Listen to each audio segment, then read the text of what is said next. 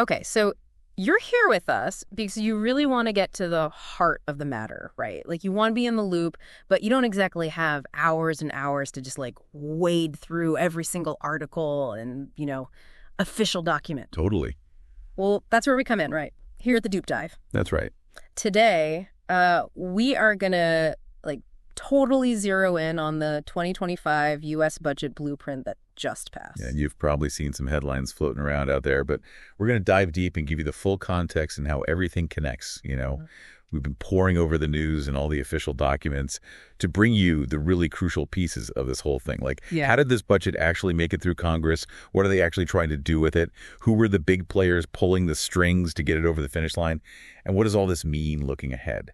Think of us as like your shortcut to really understanding this whole thing. Yeah, and it wasn't exactly a smooth ride, was it? No, it was not. Definitely some behind-the-scenes drama with the Republicans that had to play out before this thing even saw the light of day. Oh, yeah, for sure. So we're definitely going to unpack all of that. Yeah. Let's just jump right in to the absolute essentials of the 2025 U.S. budget blueprint. All right, so the House passing this budget resolution after the Senate already gave their okay on the framework is a pretty significant procedural step.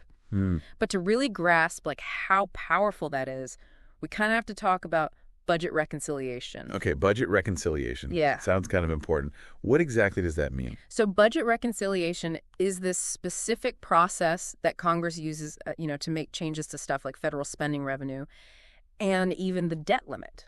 Yeah. And the thing that makes it so powerful is what happens in the Senate. Okay. Because under budget reconciliation, certain legislation, specifically anything related to the budget, can pass with just a simple majority 51 votes instead of the usual 60. So this is like their way of getting around gridlock in the Senate. Exactly. It's the main way Republicans can potentially push through big changes to spending and taxes without needing any Democrats to vote with them in the Senate. Gotcha. Really their main tool to get their agenda through. Okay, that makes sense. Yeah.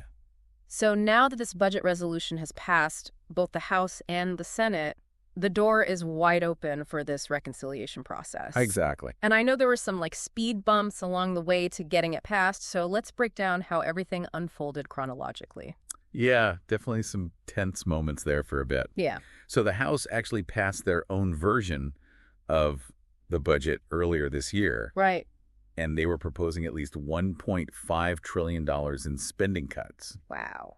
Then the Senate adopted their framework, but it was a super close vote, 51-48. Uh-oh. And their version only set a minimum of $4 billion in cuts. Okay. That is a huge difference. I can see why that would cause some tension within the party. Right, and that's really where the conflict among Republicans started to boil over. You had a group of House Republicans who were really focused on cutting government spending and bringing down the national debt. We often call them fiscal conservatives. And some of the leaders of the House Freedom Caucus are in this group. Gotcha. And they were really, really concerned about how much lower the Senate's proposed cuts were compared to their own plan. Yeah. This all came to a head on Wednesday, April 9th, when the House was supposed to vote on the budget legislation, but they just scrapped it at the last minute. Scrapped it at the last minute. That sounds pretty serious. Oh, it was. Yeah. So then Speaker Mike Johnson tried to smooth things over. He had a private meeting with these conservative holdouts. Right. Tried to find some middle ground, but they couldn't come to an agreement right away. And to make things even more tense, there was a totally unrelated House vote that they kept open for way longer than usual, like over an hour. Wow. While Speaker Johnson was busy trying to negotiate. Yeah. So you can imagine some of those GOP lawmakers were getting pretty frustrated. Oh, yeah. Keeping a vote open that long, that's a huge sign that some intense stuff is happening behind the scenes. Yeah, that's a big deal. Yeah. Then that same evening, Senate Majority Leader John Thune hosted some of these House Republican holdouts in his office. Oh, interesting. So it seems like they were really trying to work together to fix this rift within the party. Yeah. And then by Thursday morning, something had changed. The negotiations kept going, and it seemed like they finally had a breakthrough. Okay, so what changed? What happened? Speaker Johnson and Senate Majority Leader Thune held a joint news conference, which was pretty uncommon. Right. And they both said they were confident that the budget resolution was going to pass. Okay. And the big thing was that Speaker Johnson publicly committed to finding at least $1.5 trillion in savings. That number keeps popping up? Yeah, it was a major sticking point. Okay. And Senator Thune also said the Senate was on board with the House's savings target. So in the end, the House did pass the budget blueprint. The vote was 216 to 214. Okay, so it's close. Yeah, really close. And only 2 Republicans voted against it. Thomas Massey and Victoria Spartz. All the Democrats voted against it, too. Wow. So after all that back and forth, they finally got it passed. Yep. So what happens now? What are the next steps? So now all the House and Senate committees have to get to work on the actual legislation that's going to put President Trump's agenda into action. Right. This means they need to figure out how to prevent that tax increase from the expiring 2017 tax cuts. They have to figure out how to increase funding for immigration enforcement and defense. Right. And most importantly, they have to decide exactly where those savings are going to come from. Okay, so they've got a lot of work to do. Yeah, they do. And lawmakers are about to start a 2-week Easter recess. Oh, okay. So there's going to be a bit of a pause. But those big budgetary and policy issues are still going to be looming. Yeah. And looking ahead, it's pretty much guaranteed that they're going to have to deal with the debt ceiling again in the summer of 2025. Oh, yeah. And like we said before, those 2017 tax cuts are set to expire at the end of 2025. Why? So there are a lot of big fiscal policy decisions coming up on the horizon. Okay, so we've talked about the timeline and the process. So let's dive into the real meat of this thing. Yeah. What are the big goals and policy objectives that this budget blueprint is supposed to achieve? So the main goal, like we've been talking about, is to really push forward President Trump's agenda. Okay. And there are a few key things they're focused on. One of the biggest is to stop those 2017 tax cuts from expiring. Right. The Republicans want to make those tax cuts permanent, but that could have a big impact on the national debt. Right. And it could affect people in different income brackets in different ways. Yeah. So it's something to pay attention to as this all unfolds. Definitely something to keep an eye on. What else is high on their list? Another major objective is to increase funding for border security and defense. Okay. You're going to see specific proposals coming out soon aimed at boosting resources in those areas. And as we mentioned, they're going to have to address the debt ceiling at some point. Yeah, the debt ceiling always seems to be a point of contention in Washington. Oh, for sure. Yeah. But maybe the most important part of this whole thing is the plan to make some serious cuts to federal spending. They specifically mentioned going after green energy policies that the Biden administration started. Okay. And there's been talk that they might even consider cutting entitlement programs like Social Security and Medicare. Those are always touchy subjects politically. Oh, absolutely. But all these objectives, extending the tax cuts, increasing spending on security, making those spending cuts, and raising the debt ceiling, they're all things they're hoping to achieve through that budget reconciliation process we talked about earlier. Right. It gives them a much easier way to potentially make these changes happen. Okay, so let's go back to that conflict within the Republican Party. It sounds like the main point of disagreement was how much they were going to cut spending. Exactly. The fiscal conservatives in the Republican caucus, including some big names in the House Freedom Caucus, were the ones who were really pushing back. Yeah. They thought the Senate's proposal of a minimum of $4 billion in cuts was just way too low. Yeah. They wanted to see much bigger and more guaranteed savings. They were pretty much scoffing at that $4 billion figure. So how did Speaker Johnson get those holdouts to finally agree to the plan? What made them change their minds? It seems like the big turning point was when Speaker Johnson very clearly and publicly committed to getting at least $1.5 trillion in savings. Where's that number again? Right. He even said, our first big, beautiful reconciliation package.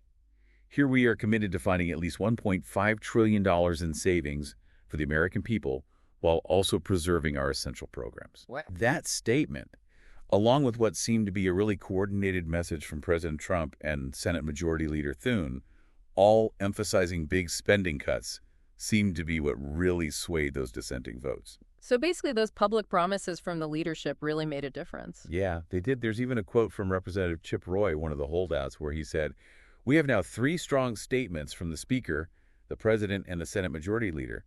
We did not have those 48 hours ago. We do now." So it really shows you how much those commitments from the leaders mattered in getting those votes. So it was the promise of bigger spending cuts that finally got them on board. Pretty much, yeah. But it's worth noting that at least one House Republican wasn't happy with how Speaker Johnson handled the negotiations. Oh, really? Yeah, they were annoyed about how long he delayed things on the House floor while he was trying to get those holdouts to agree. They even said he kept the entire conference out on the floor for 80 minutes while you played grabba with these people. Wow, so even though they reached an agreement, it sounds like there's still some tension there. Yeah, definitely some lingering friction. Okay, so that gives us a good idea of what was happening behind the scenes. Yeah. Let's talk about the main players involved here. We've mentioned a few already. Sure. So the biggest player is obviously Donald Trump. Right. As president. This whole budget blueprint is designed to put his agenda into action. Okay. His priorities, like extending those 2017 tax cuts and increasing spending on national and border security, are at the heart of this whole thing. Okay. Then you've got Mike Johnson, the Speaker of the House, who was really key in negotiating with those Republican holdouts to get enough votes to pass the budget in the House. Right. His public promise to cut $1.5 trillion seems like it was the deciding factor. Okay, and what about the Senate leadership? What was their role in all of this? Well, John Thune, the Senate Majority Leader, also played a big part. He worked closely with Speaker Johnson. He publicly supported those big spending cuts, and he even met with some of those House Republican holdouts to try and find some common ground to get everyone on the same page. Okay. Then there were Representatives Thomas Massie and Victoria Spartz. They were the two Republicans who ended up voting against the budget blueprint in the House. Right. Their no votes probably mean they still have concerns about the budget, even after all those compromises. Yeah, that makes sense. And that group of holdouts, they were pretty important players too, right? Definitely people like Chip Roy, whose quote we mentioned earlier, represent those fiscal conservatives who are really pushing for deeper spending cuts. Right. And then there's that whole group of unnamed House Republicans, the fiscal hawks and conservatives, whose opposition really forced these negotiations to happen in the first place and ultimately got them to aim for that higher savings target. So it was a pretty complicated situation with a lot of different groups and individuals involved. So now let's zoom out a little and think about the bigger picture. What are the main objectives that Republicans are trying to achieve with this budget framework? So looking at the big picture, a few key Republican principles really stand out. Okay. First, there's a big emphasis on fiscal conservatism, and they've said they want to reduce the national debt, which is over $36 trillion right now. Right. Their commitment to making those significant spending cuts shows that this is a top priority for them. And those tax cuts are a big part of their overall goals, too. Absolutely. Extending the 2017 tax cuts is a huge priority for them. Right. It aligns with their belief that lower taxes will help the economy grow. And we also saw them mention proposals about tipped and overtime wages, which shows you how they think about tax and labor policy. Another long-standing Republican goal is to strengthen national security and border security by increasing funding. And that's clearly reflected in this framework. And like we talked about, they're also planning to roll back some of the green energy policies that the previous administration put in place. Gotcha. And their whole strategy really hinges on using that budget reconciliation process, right? Exactly. Yeah. Using budget reconciliation strategically is a major objective for Republicans because it lets them potentially bypass the need for Democratic votes in the Senate and pass their agenda with a simple majority. It's a really powerful tool for them. So to sum it all up, this budget blueprint has passed, which means Republicans can now try to achieve their policy goals using this powerful budget reconciliation process. Exactly. But it wasn't easy getting to this point. There were disagreements within the party, mostly about how much they should cut spending, and that created a big hurdle at the beginning. Yeah. But it seems like that commitment to cutting at least $1.5 trillion was what finally got everyone on board. That's a great summary. And it's clear what their main objectives are: extending the 2017 tax cuts, increasing spending on national and border security, and making significant cuts in other areas, especially targeting green energy policies, and potentially even looking at entitlement programs down the line. Yeah, and this whole process, especially that close vote and the pushback they got from within their own party, raises some interesting questions about what's going to happen next. Sure. It was tough just getting this blueprint passed, and they still have to figure out the specifics of those spending cuts and deal with that debt ceiling issue that always comes up. Yeah. So what does all this tell us about what's in store for this budget and for President Trump's agenda overall? Could we see more infighting among Republicans as they try to hammer out the details? And what are some of the potential unintended consequences of this approach, especially given how close that vote in the House was? Those are really important questions. And it'll be fascinating to see how things play out as they move from this general framework to the nitty-gritty of actually writing and passing specific legislation. Right. It's definitely possible that they'll run into more challenges and have trouble keeping everyone on the same page as they go forward. Yeah, this is definitely something we'll be keeping a close eye on. Absolutely. If you're interested in learning more about any of this, we encourage you to check out the news articles and briefing documents that we use for this discussion. Yeah, good idea. There's always more to uncover with these complex issues. Definitely. Thanks for joining us for this deep dive. Yeah, thanks for listening, everybody. We'll see you next time. See ya.